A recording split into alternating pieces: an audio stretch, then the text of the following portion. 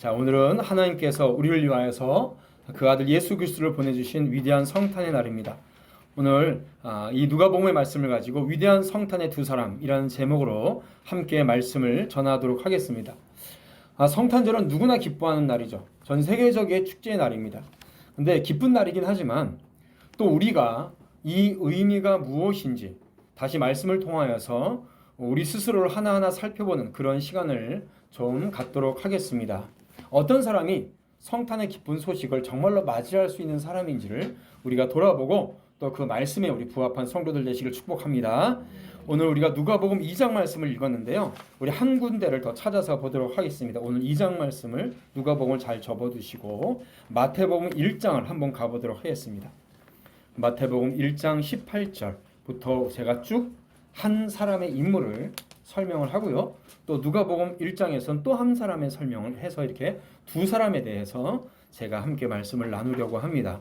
자, 마태복음 1장 18절부터 우리가 쭉 보면서 제가 말씀을 먼저 전하도록 하겠습니다. 18절 말씀에 보면 요셉이라는 한 사람이 나와요. 예수 그리스도의 나심은 이러하니라.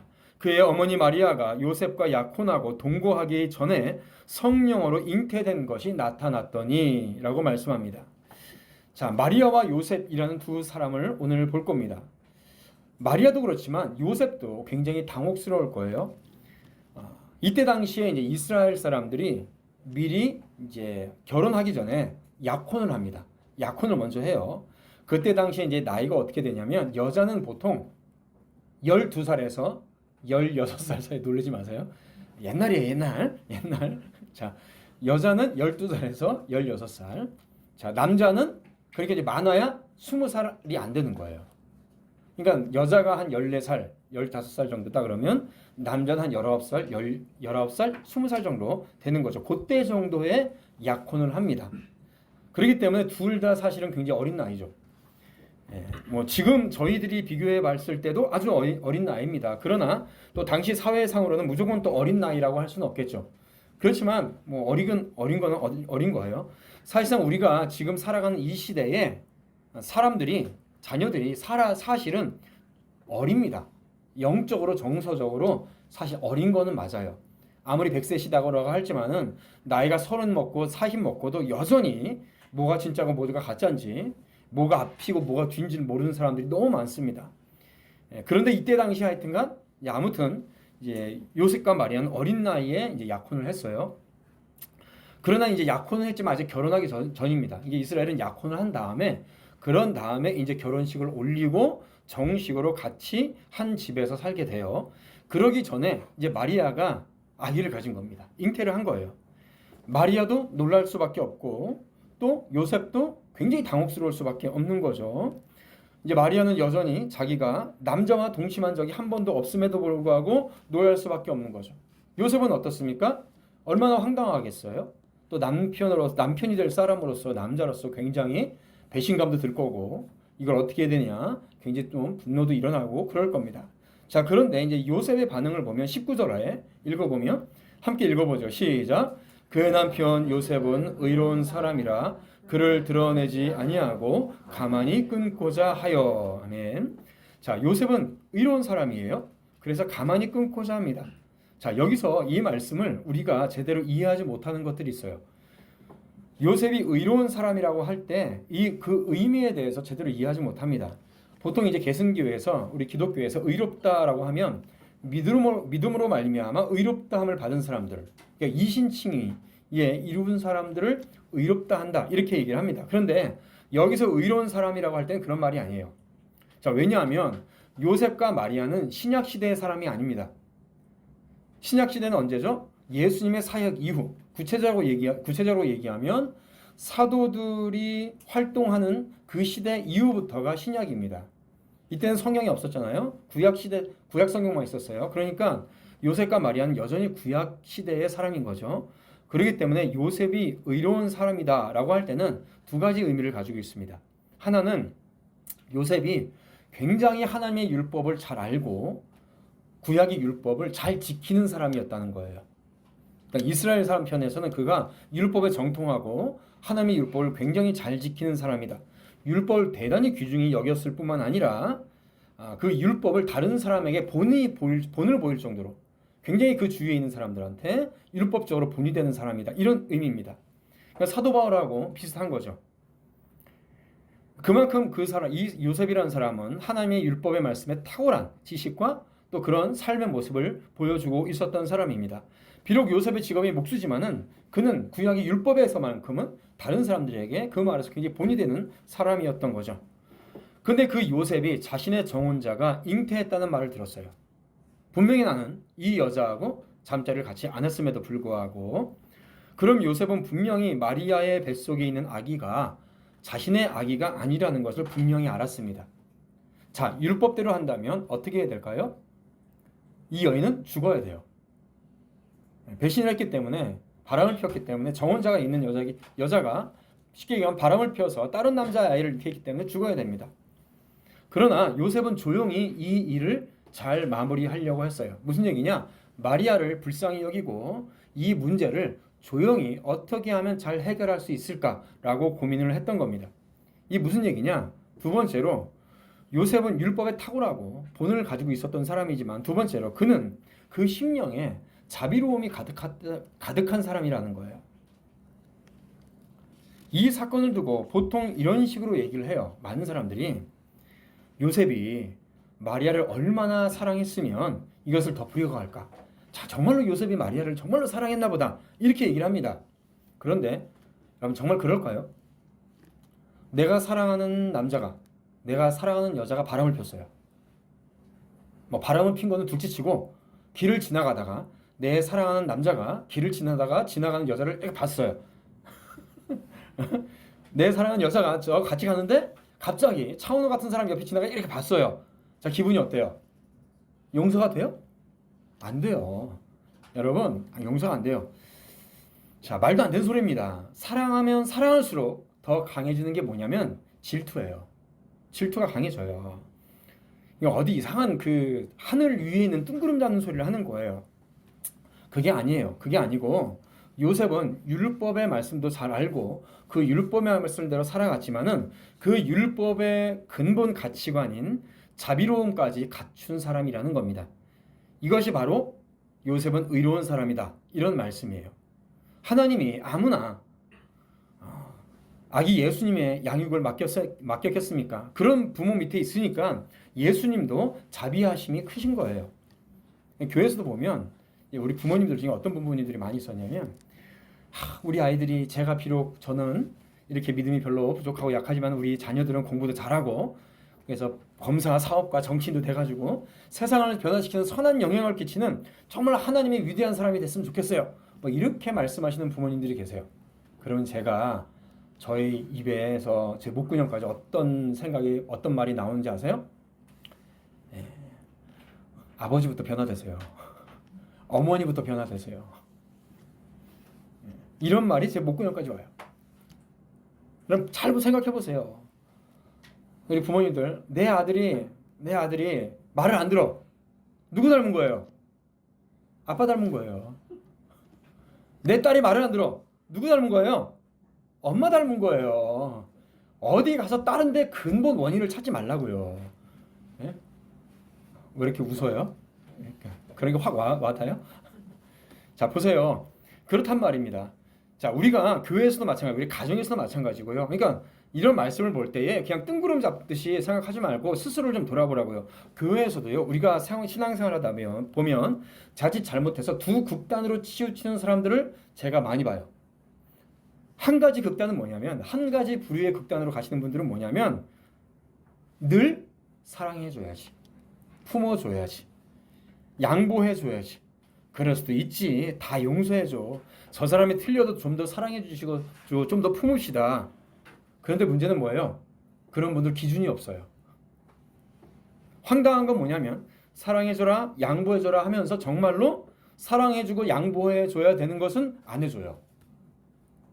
대체로 자기가 불이익이 듣거나 자기 자식한테 불이익이 상하면 양보 안 해줘요. 또 어떤 극단이 있냐면, 한쪽의 극단은 뭐냐면, 사랑으로 품어줄 한도가 어디 있습니까? 교회는 분명히 진리에서 어긋나면 그를 사랑해서 품어줄 수 없어요. 교회는 진리밖에 벗어나면 그 사랑을 품어줄 수 없습니다. 사랑도 진리 안에서 사랑해야 됩니다. 막 이렇게 깐깐하게 딱딱딱 끊어내는 사람들이 있어요. 그런데 그 사람을 보면 정말로 자비가 없어요. 다른 사람을 찌르고 다니는 게 일입니다. 자, 문제는 자기한테 무슨 잘못을 했을 때나 자기 가족들한테 잘못을 했을 때는 엄청 자비로워요. 뭐야? 결국 다 양쪽 다 똑같은 겁니다. 여러분, 교회에서요, 율법에 의해서 판단하고 정죄하는 것은 누구에게 해야 되냐? 나와 내 자신에게만 해야 되는 거예요. 나와 내 가족들에게만. 다른 사람을 판단하지 마세요. 다른 세상에 있는 사람들을 판단하지 마세요. 하나님의 율법의 말씀을 들을 때는 항상 나와 내 가족에게만 적용하고 판단하면 됩니다. 그리고 교회 안에서 다른 사람의 율법에 대한 판단은 교회 질서대로 하면 돼요. 당회가 있고 목회자가 있고 장로와 직분자들이 있어요. 거기에 따라서 하면 됩니다. 그런데 그걸 꼭 내가 나서서 교회는 이래야 됩니다. 막 교회 개혁하고 바꾸려고 하는 사람들이 있습니다. 교회는 그런 사람 때문에 무너지고 안 되는 거예요. 그래서 갈려지는 거예요. 그 질서와 회복이 있어요. 제가 가끔 보면 꼭 그런 목사님들이 계십니다. 한국 교회가 정상이라고 생각하십니까? 라고 하면서 마치 모두 다 싸잡아서 정상이 아닌 것처럼. 그러면 저는 그렇게 얘기해요. 너나 잘하세요. 당신 자식이나 잘 키우세요. 전 누구에게나 그래요. 누구에게나 그래요. 그런 말을 하면 안 돼요. 지혜의 진리를 전파하고 항상 교회 질서대로 하고 또 교회 안에서 품어줄 자가 누구인지 율법의 판단대로 정지하고 판단해야 할 것은 교회 질서에 따라 하는 겁니다. 자, 그런데 여기서 요셉이 보여주고 있는 게 뭡니까? 그는 이렇게 율법을 좋아하고요. 율법을 잘 알았고 스스로가 그 율법대로 열심히 살았어요. 그럼에도 불구하고 남을 판단할 때에 그 율법대로 하는 것이 아니라 그 마음에 율법의 근본 가치인 자비로움을 충분히 갖추고 있는 사람이었다라는 것을 우리가 볼 수가 있는 겁니다. 그래서 요셉은 이런 마음으로 자기 아내가 되어야 했던 마리아가 임신한 것을 자비롭게 넘어가 주려고 했던 겁니다. 물론 그렇기 때문에 이건 인간적인 어떤 애정이 아니에요. 이러한 요셉의 모습은 예수 그리스도의 자비를 예표하고 있습니다. 그래서 요셉이 예수 그리스도의 한 부분의 예표인 거예요. 우리가 이 요셉 안에서 우리는 그리스도를 발견할 수가 있는 겁니다. 율법에 대해서는 당연히 죽어야 돼요. 우리 모두는 율법으로 말미암아 다 죽어야 됩니다. 정죄받고 죽어야 돼요. 그런데 예수님께서 하나님께서 그 사랑하심으로 그 자비하심으로 우리를 위해서 이 땅에 내려오신 겁니다. 바로 요셉이 여기에서 그 모습을 우리에게 보여주고 있는 것이죠. 자, 20절 말씀. 20절을 보면 이 일을 생각할 때에 주의 사자가 현몽하여 이르되 다윗의 자손 요셉아 내 아내 마리아 데려오기를 무서워하지 말라. 그에게 잉태된 자는 성령으로 된 것이라. 아멘. 자, 보세요. 이 일을 생각할 때에 요셉이 고민이 되죠. 사실 인간적으로는 배신을 당했다는 아픔도 있을 거고요. 또 한편으로는 불쌍히 여기는 마음 때문에 어떻게 하면 잘 조용하게 이 일을 마무리할 수 있을까. 그래서 굉장히 힘들게 고민하고 있었던 겁니다. 그래서 기도하면서 하나님께 지혜도 구하고 그런 모습의 상황을 나타내고 있는 거예요. 바로 그때에 주의 사자가 나타나서 요셉에게 이렇게 말씀하고 있는 겁니다. 그에게 잉태된 자는 성령으로 된 것이다. 그리고 마리아를 데리고 와라. 이렇게 말씀을 하고 있어요. 그 음성을 듣자마자 요셉이 어떻게 합니까? 우리 24절 25절 읽어보죠. 같이 24절 25절 시작. 요셉이 잠에서 깨어 일어나 주의 사자의 분부대로 행하여 그의 아내를 데려왔으나 아들을 낳기까지 동침하지 아니하더니 나음의 이름을 예수라 하니라. 아멘. 정말 멋진 남자입니다. 제가 이제 성경을 이렇게 공부하다 보면 정말로 멋진 남자 몇 사람 이제 있어요. 몇 사람 있는데 이제 룻기에 보면 보아스라는 사람이 있고 또 한 사람은 또 요셉이 얼마나 멋져요. 하나님의 말씀을 그 고민하는 중에 하나님의 말씀을 듣자마자 요셉은 어떻게 합니까? 곧바로 순종합니다. 더도 않고 그냥 순종해요. 여러분, 이 말씀을 그냥 넘기지 마세요. 순종 정말 어려워요. 어려운 겁니다. 순종은 정말 힘든 거예요. 여러분 한번 상상을 해보세요. 여러분 이 말씀을 여러분들의 감정에 이입을 해보세요. 부모님들, 자녀들이 말을 그렇게 잘 들어요? 대놓고 말은 하지 말고 이 시간에. 자녀들이 말을 안 들을 때 보면 보세요. 아빠 엄마가 벌어다 준 거 가지고 먹고 자고 입고 컸어요. 공부하고. 어머니가 그렇게 입 챙겨주면서 다 챙겨주면서 살았어요. 그런데 자기가 아빠 엄마한테 말 안 들어놓고 잘못을 해놓고 아버지 어머니 잘못했습니다. 이 말 잘 안 하려고 해요. 그렇죠? 이런 존재가 사람이에요. 자기가 잘못했는데 잘못했다고 말을 안 해요. 자기를 사랑하고 돌봐주는 부모님에게도 몇 대 두들겨 맞아야 그때서야 저기 잘못한 것 같기도 하고 막 이래요. 그렇잖아요? 예. 여러분, 자기를 사랑하고 돌봐주는 부모님에게도 쉽게 잘못했다고 회개하지 않는데 여러분, 보이지 않는 하나님께 여러분들이 무릎을 꿇고 쉽게 회개하고 바로바로 순종할 것 같나요? 여러분, 쉽지 않아요. 스스로 실제적으로 돌아보라고요. 제가 목회자로서 30년 가까이 목회를 하고 있는 동안에요.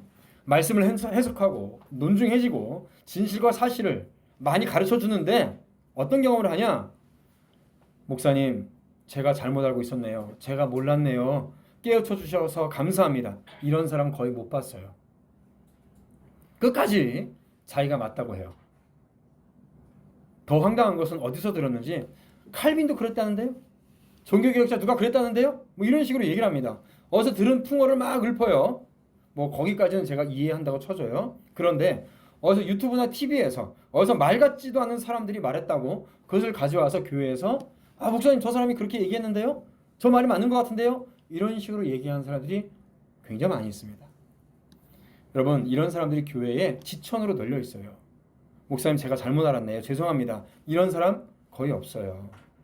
그만큼 사람들은 목이 곧고 자기를 굽히지 않는 거예요. 여러분, 그런 성격을 어떻게 주님 앞에 무릎을 꿇겠습니까? 이렇게 고집 부리고 자신의 자아를 굽히지 못하는 것이 우리의 모습인데 여러분, 요셉은 그 말씀을 듣자마자 더 이상 고민하지 않아요. 그 말씀을 듣자마자 그는 더 이상 염려하지 않아요. 두려움도 없습니다. 곧바로 마리아를 데리고 옵니다. 그리고 예수 그리스도의 탄생이 있기까지 최선을 다해서 이 모녀를 돌봐줍니다. 여러분, 이게 믿음인 거예요. 이게 믿음. 왜 이 부분의 말씀이 중요한지 아십니까? 여러분, 정말 순종 안 해요. 그런데 마리아와 요셉은요, 조금 이따 마리아도 볼 텐데 어린 나이에도 불구하고 그때부터 이미 순종했어요. 사람은 절대로 나이가 든다고 해서 고쳐지지 않습니다. 어느 분야에서 두각을 나타내는 그 사람은요, 이미 어렸을 때부터 잘하던 사람들이 나이가 들어서도 그 분야의 두각을 나타내요. 사람은 다 그래요. 그런데 신앙생활도 마찬가지입니다. 자녀들 특별히 잘 들으세요. 나이가 든다고 신앙이 좋아지는 거 절대 아니에요. 신앙도 대체적으로 어릴 때부터 좋았던 사람들이 나이가 들어서도 좋아요. 나이 드신 분들 중에서 나이가 들어서 갑자기 신앙이 좋아지고 변화된 사람 별로 없습니다. 나이가 들어서 신앙이 좋은 사람은 이미 어렸을 때서부터 신앙이 좋았어요. 그 사람이 어렸을 때 무슨 개혁교회를 다니든 어느 교회를 다니든 정말로 마음을 다해서 열정적으로 주님 앞에 헌신하고 봉사하고 신앙생활을 하던 사람이 어떨 땐 방황할 수도 있지만은 또 귀한 말씀을 듣고 또 열정을 다해서 신앙생활을 하는 거예요. 갑자기 나이 들었던 사람이 신앙이 생기고 좋아지는 경우는 극히 드문 경우입니다. 사랑하는 성도 여러분, 지금 여러분들이 지금 말씀을 듣고 예배드리는 모습이요, 여러분 10년 후에 20년 후의 모습이에요. 10년 후에도 20년 후에도 똑같이 여러분 그런 자세와 이런 모습으로 예배를 드리고 계속해서 교회를 다닌다면 말씀을 듣고 있을 거란 말입니다. 그렇기 때문에 이 요셉은 어릴 때부터 하나님의 법도와 그 법도에 내재되어 있는 하나님의 자비하심을 소유하고 있었던 사람입니다. 지금 우리 자녀들, 여러분들이 그런 사람이 되기를 축복합니다. 지금 그렇게 되지 않으면 10년 후에 절대 안 돼요. 절대 안 된다고요. 그런 요셉에게서 예수님이 나와서 양육을 받은 거예요. 우리 하나님은 아무렇게나 사람을 사용하지 않으십니다. 아들을 낳으리니 예수라 하라. 천사가 이름을 예수로 지으라고 했다고 짓겠습니까? 아버지인 요셉이 실제로 예수라고 지었기 때문에 예수라고 이름 불러진 거예요. 그렇기 때문에 여러분, 내가 지고 비록 지금은 신앙도 없고 잘 못하지만 나중에 하나님께 은혜 받아서 변화서 어쩌고 저쩌고 안 돼요. 내가 비록 지금은 어리지만은 내가 나이 들어서는 내가 열심히 해야지. 절대 안 돼요. 절대로 시간이 해결사가 아닙니다. 여러분, 목회자들도 똑같아요. 목회자들도요. 제가 신대원 들어가서 지금까지 30년이 넘었는데 그때 공부 안 하고 맨날 쓸데없이 떠들어다니고, 여러분 그 신대원에 가면 그 운동권이 있어요. 운동권이 뭔지 아세요? 새벽 2시, 3시까지 라이트 켜놓고 족구하는 사람들. 그게 운동권이에요. 데모하는 사람인 줄 알았죠? 신대원에서 그 운동권이 있어요. 세상에 그 기숙사에서 자고 있는데 새벽 2시, 3시에 사람들 몰려가지고 제 방에 3, 4명이 막 모여와. 야식 먹는다고. 자고 있는데. 얼마나 열이 받는지. 피곤한데 막. 새벽 기도에 나가야 될 거 아니에요. 근데 그때까지 뭐 하고 있냐 물어봤더니 자동차에다가 라이트를 양쪽으로 켜놓고 그 안에 족구장을 만들어가지고 새벽 2시, 3시까지 족구를 하고 있어. 그 사람들을 이제 운동권이라고 합니다. 신대원 안에서 운동권. 그 사람들이요. 지금까지 그러고 있어요. 똑같이 그러고 있다니까요. 30년이 넘어서도요. 근데 그때 열심히 기도하고 말씀 연구하고 내가 이 말씀을 가지고 성도들에게 잘 가르쳐야지 열심히 공부하던 사람들은요. 지금도 그렇게 공부하고 사역해요. 안 바뀌어요. 안 바뀐다고요. 사랑하는 성도 여러분 지금 바뀌시길 축복합니다. 그럴 때 우리에게 평강이 있는 겁니다. 자, 그렇다면 마리아와 요셉이 어떻게 이런 신앙의 자세를 소유할 수 있었을까요? 자, 우리가 다시 본문 누가복음 1장으로 가보도록 하겠습니다. 우리는 말씀을 들을 때 그 말씀을 듣고 내 자신이 어떻게 이렇게 될 수 있는지에 대해서는 잘 생각을 안 해요. 그냥 성탄절이니까 메리 크리스마스 하고 끝냅니다. 그러나 요셉과 마리아의 모습을 보고 지금 자신을 한번 여러분 잘 비교해 보세요. 이제 요셉을 봤으니까 이번에는 마리아가 하나님의 말씀에 어떻게 반응하고 있는지를 우리 자신과 함께 비교해 보도록 하겠습니다. 자, 18절에 보면 1장 누가복음 1장 28절 제가 읽을 테니까 눈으로 따라오세요. 그에게 들어가 이르되, 이제 마리아죠. 은혜 받은 자여 평안할지어다 주께서 너와 함께 하시도다 하니, 이렇게 말씀합니다. 마리아의 집에 천사가 갑자기 나타나서 은혜 받은 자여 평안할지어다 라고 마리아에게 말씀을 하고 있습니다. 자, 지금 우리 21세기에 우리의 육체와 영혼 속에 예수 그리스도가 들어가야 되는데, 예수 그리스도가 들어가는 첫 번째 단계가 뭐냐면 썩지 아니할 말씀을 여러분들 심령에 놓고 가는 거예요. 자, 이상한 어떤 야릇한 걸 여러분의 마음에 놓고 가는 게 아니라 천사가 내려와서, 지금 천사 대신 김용원 목사가 하나님의 말씀을 대언해서 이 말씀의 씨앗을 여러분들의 마음속에 놓고 간단 말이죠.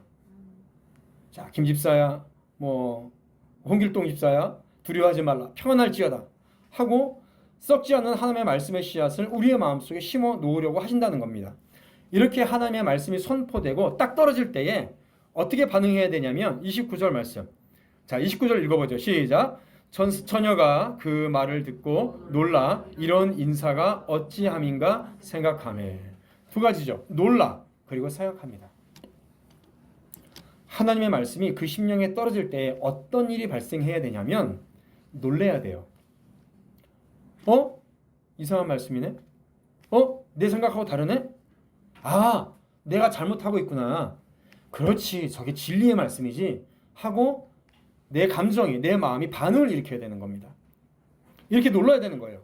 썩지 아니할 씨앗이 지금 여러분들의 마음속에 놓일 때에 이런 현상이 나타나야 되는 거죠.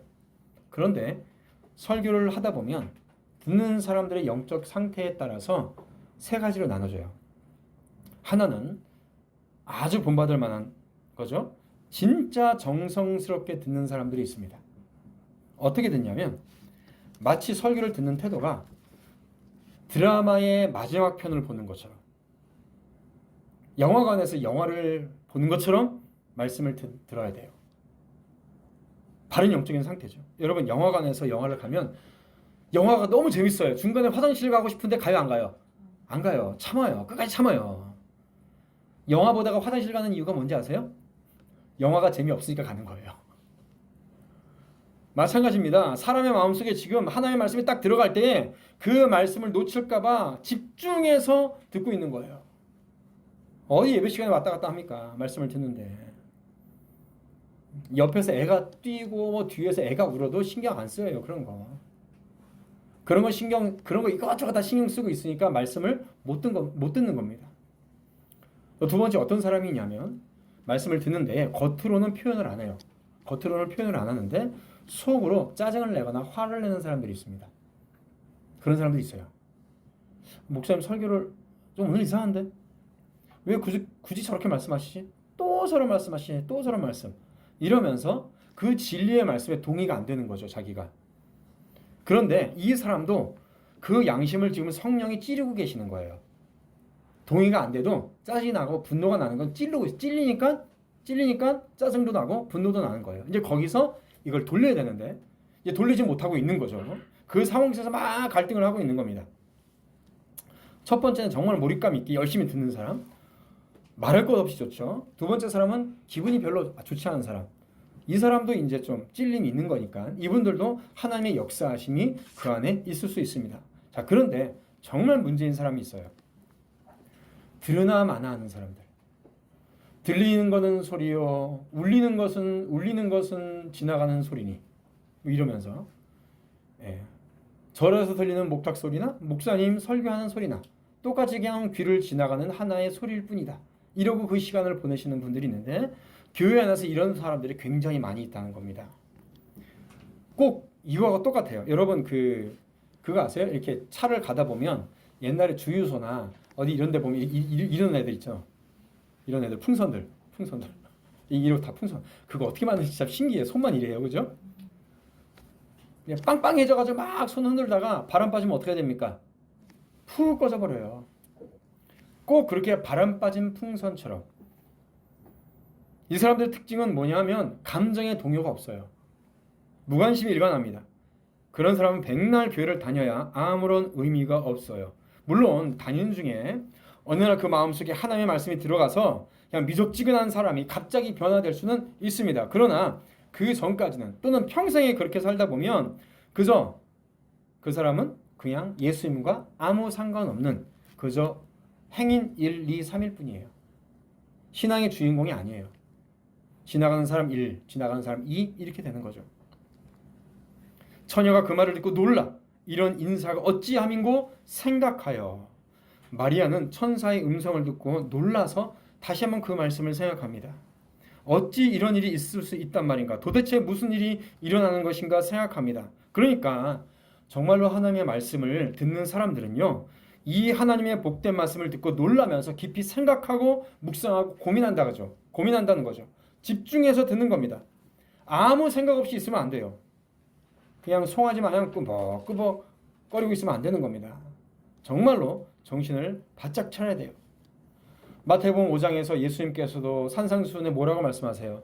심령이 가난한 자는 천국이 저희 것이며 마음이 애통하는 자는 위로를 받을 것이며 이렇게 말씀하세요. 주님이 찾는 사람이 누굽니까?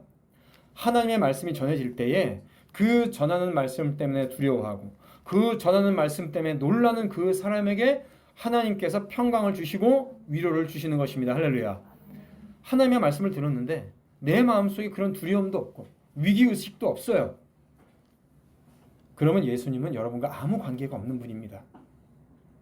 정말로 여러분들이 말씀을 들었을 때에 그 말씀 때문에 위기의식을 느끼시길 바랍니다.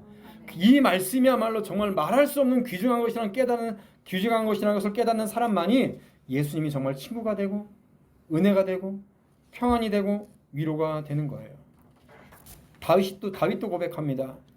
시편 32편에 마음에 간사함이 없고 여호와께 정죄를 당하지 아니하는 자는 복이 있도다. 내가 입을 열지 아니할 때에 종일 신음함으로 내 뼈가 새하도다. 주의 손이 주야로 나를 누르시오니 내 진액이 빠져서 여름 가뭄에 마름같이 되었나이다. 다윗이 왜 힘들어해요? 하나님의 말씀이 들리니까 내 죄가 밝히 드러나는 거예요. 밝히 드러나는 그 죄로 인해서 내가 너무 힘든 거죠. 내 죄가 해결되지 않는 겁니다. 토해내지를 못하는 거예요. 밤새 기도합니다. 기도해요. 그때마다 성령께서 다윗의 마음에 심장에 눌러요. 마치 식중독 걸린 사람이 토하려고 하는데 토해내지 못하는 사람에게 막 우리가 등 두드리는 것처럼 하나님께서 다윗의 그 심령을 막 누르시는 거예요. 그러다가 그 죄악이 토해내져 버립니다. 바로 그런 사람이 복이 있는 겁니다. 사랑하는 성도 여러분, 어떤 자가 복이 있는 사람이에요? 바로 이런 사람이에요. 주님이 여러분을 찾아오셔서 이 말씀을 여러분들의 마음에 놓고 갈 때에 그 말씀 때문에 괴로워하는 자가 복이 있는 겁니다. 그 말씀 때문에 마음 아파하는 자가 복이 있는 겁니다. 그것이 심령이 가난한 자는 복이 있다는 말씀이고 하나님께서 그 사람에게 평안과 위로를 주는 것이죠. 마리아도 똑같이 그러고 나서 순종해요. 누가복음 1장 맨 마지막에 38절에 보면 마리아가 이르되 주의 여종이 오니 말씀대로 내게 이루어지이다 하매 천사가 떠나가니라. 참 대단하죠. 사랑하는 성도 여러분, 우리 자녀들 제가 물어볼게요. 우리 성도들, 여러분들은 거듭난 하나님의 말씀으로 인하여서 변화된 거듭난 사람인가요? 아니면 그저 교회 문화에 적응하면서 살아가는 사람들인가요? 우리가 그것을 헷갈리면 안 됩니다. 그래서 헷갈리면 안 돼요. 내가 그냥 교회 문화에 적응한 것처럼 예배 시간에 와서 예배 잘 드리고 있고 목사님이 시키면 시키는 대로 하고 있는 것 같고 그러니까 내가 거듭난 사람인 것처럼 생각해요. 그런데요, 마리아와 요셉의 모습을 보십시오.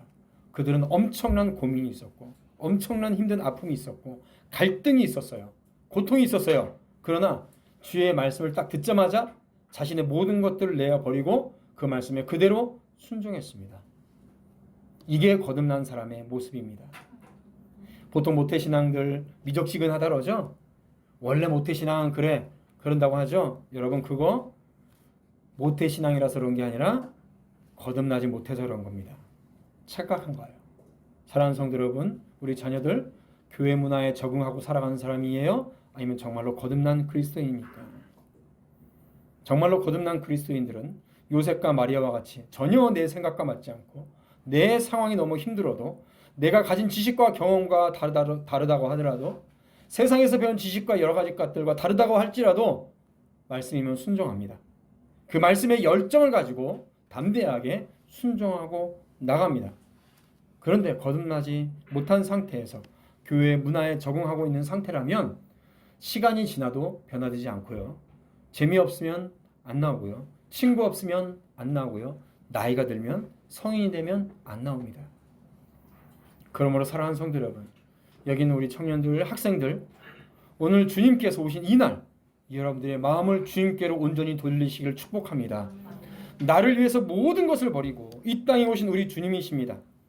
나 또한 세상에서 믿고 따르고 즐거워하던 모든 것들을 버려야 되고 주님을 따를 때에 그것이 진정으로 믿음이 있는 사람이고 그런 사람에게만이 성탄이 기쁜 날이 될 것입니다. 이 믿음 가운데 성탄을 맞이하는 우리 복된 성도를 되시기를 주님의 이름으로 축원드립니다. 기도하겠습니다.